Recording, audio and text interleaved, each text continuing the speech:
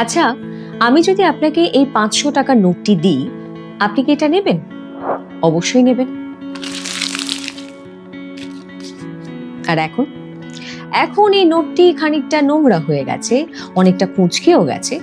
এখন যদি আমি আপনাকে বলি, আপনি কি এই নোটটি নেবেন? আপনার উত্তর কিন্তু হবে হ্যাঁ, অবশ্যই নেব।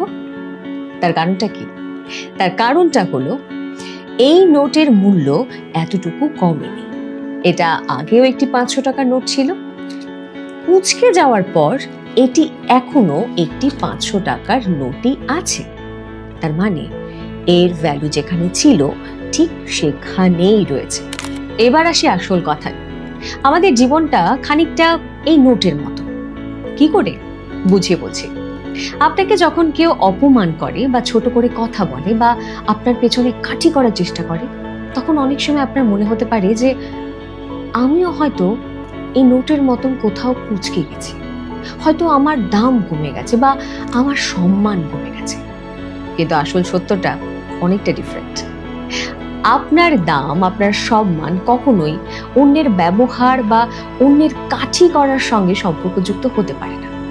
যে আপনার ব্যাপারে যতই খারাপ কিছু বলুক না কেন, কেউ আপনাকে ভীষণভাবে অপমান করুক না কেন, কেউ আপনার নামে ১০ জন মানুষকে ১০টি খারাপ কথা বলুক না কেন, অথবা কেউ আপনার সামনে এসে আপনার মুখের ওপর আপনাকে কটু কথা বলুক না কেন, এতে আপনার সম্মান এতটুকু কমে যায় না।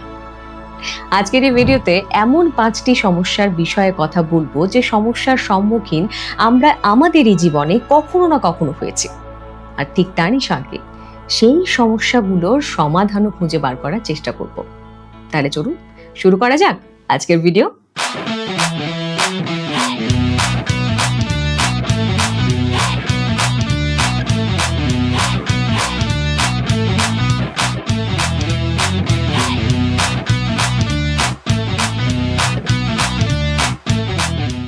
আমাদের জীবনের একটি কমন সমস্যা আছে যার সম্মুখীন আমরা প্রতিনিয়ত হচ্ছি, সবাই হচ্ছি। আমাদের যখন কেউ অপমান করে বা আমাদের পেছনে কাঠি করার চেষ্টা করে বা আমাদের ছোট করার চেষ্টা করে, অথবা আমাদের সামনে এসে আমাদের মুখের ওপর কটু কথা বলে, ঠিক তখন সঙ্গে সঙ্গে আমরা রিয়াকশন দিয়ে ফেলি। অনেক সময় তো আমরা ঝগড়ায় লিপ্ত হয়ে যাই। এতে কি হয়? এতে আমরা সেই জায়গাতেই পরাজিত হয়ে যাই। এই রাগ একটি প্রতীকী চিহ্ন যে আমরা আমাদের ইমোশনের রিমোট কন্ট্রোলটি সেই দ্বিতীয় ব্যক্তির হাতে দিয়ে রেখেছি। যখন ইচ্ছে সে তার মর্জি মতো সেটা প্রেস করে আমাদের রাগিয়ে দিতে পারে। Very easy. আপনি এই সমস্যার সম্মুখীন হয়েছেন তো? জানি আমরা অনেকেই হচ্ছি। তাহলে এই প্রবলেম থেকে বেরিয়ে আসার রাস্তাটা কি? Very easy. যখনই আপনাকে কেউ অপমান করবে, আপনি ঠিক তখনই তার চোখের দিকে ৩ সেকেন্ড তাকিয়ে একটি মৃদু হাসি দিন। দেখবেন সেই মানুষটি অন দি স্পট অপ্রস্তুত হয়ে পড়বে।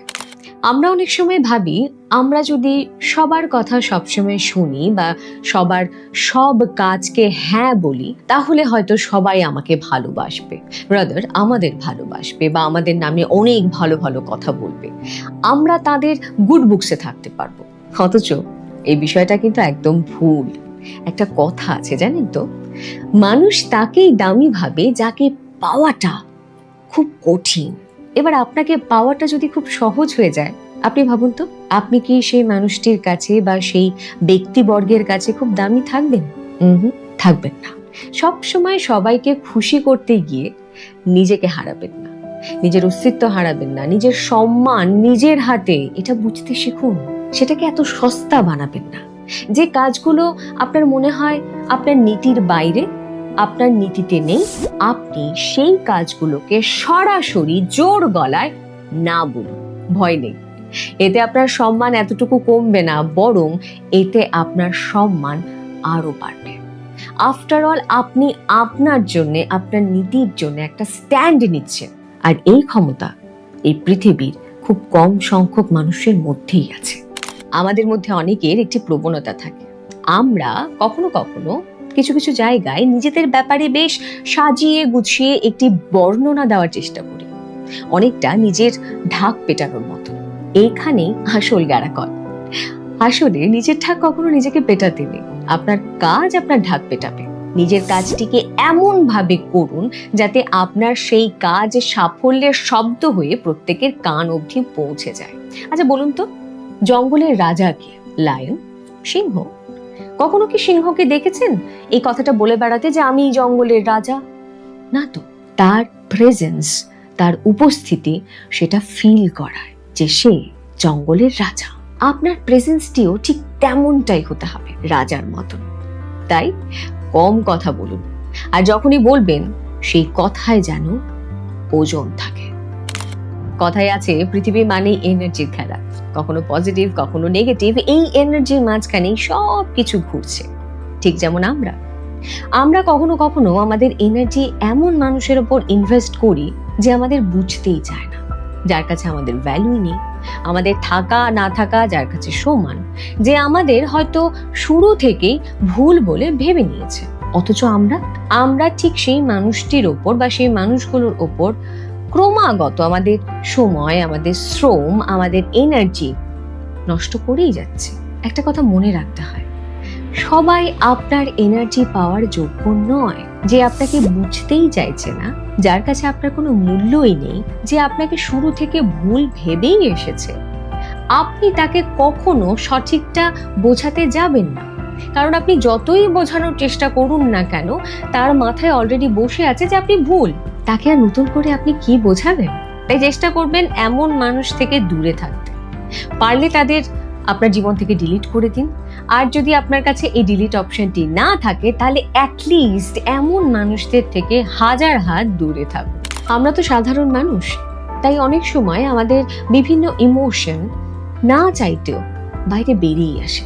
কখনো আমাদের খুব আনন্দ হয়, কখনো আমরা হাসি, কখনো কান্না করি, কখনো আবার খুব রাগ হয়, অভিমান হয়, কখনো আমরা প্রশংসা পেয়ে খুব প্রফুল্লিত হয়ে উঠি, আবার কখনো আমাদের প্রচুর হিংসে হয়, আর কখনো কখনো প্রতিশোধ নেওয়ার প্রবণতাটাও কিন্তু ভেতরে ভেতরে জন্মায়। যদিও প্রতিশোধ নেওয়াটা ঠিক নয়, কিন্তু তারপরেও সাধারণ মানুষ তো এই অনুভূতিটা কখনো না কখনো ভেতরে চলেই আসে, জন্ম নিয়েই নেয়। প্রতিশোধ মানে কিন্তু শুধুমাত্র কারোর সঙ্গে ঝগড়া করা নয়। প্রতিশোধ মানে কিন্তু সেই মানুষটির সঙ্গে মারামারি করা নয় যে আমার ক্ষতি করেছিল। প্রতিশোধ মানে কিন্তু সেই মানুষটির কোনো অমঙ্গল করা নয়। আসল প্রতিশোধটা হচ্ছে নিজেকে এমন একটি জায়গাতে নিয়ে যাওয়া যেখানে দাঁড়িয়ে আপনার সঙ্গে কথা বলার জন্য একটি লম্বা লাইনে দাঁড়াতে হয় সেই সমস্ত মানুষদের যারা একদিন আপনাকে ছোট করেছিল, যারা একদিন আপনাকে অপমান করেছিল।